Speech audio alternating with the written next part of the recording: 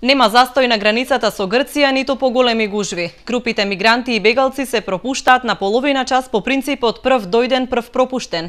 Секоја група брои по 50-на, најмногу 100 луѓе и веднаш се упатуваат до прифатниот камп каде ги пречекуваат активистите од хуманитарните организации. Вода, храна, прва помош се првите услуги што ги добиваат бегалците. Дека Црвениот крст е присутен тука секојдневно во изминатите 4 месеци со екипи, веќе неколку дена и со ноќни екипи, значи со цел 24 часа покривање на смените во однос на потребите на здравствена помош и медицинска помош на луѓето кои што доаѓаат. Така да сме тука, сме присутни со најмалку 8 луѓе и го работиме делот што е на терен.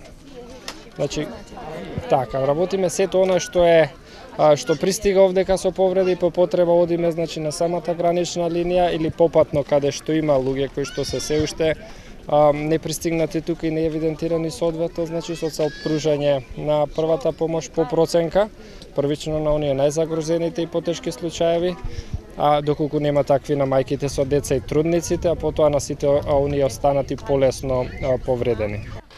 Наместо на железничката, препродавачите се преместени на земјениот пат покрај лозијата и нивите што водат до прифатниот камп.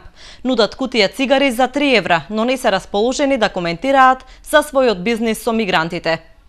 Чипс. Ај са не ме снимај. Колку ги продавате? Колку ги продавате на мигрантите?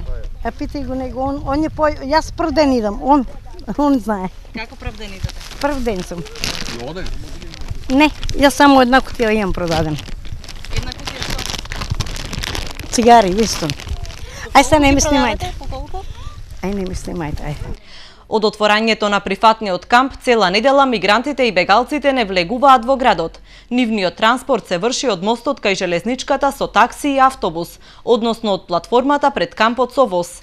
Утрово со воз заминале 800 мигранти. До вечер треба да се пренесат уште 2000 за кои се очекува да пристигнат во Македонија.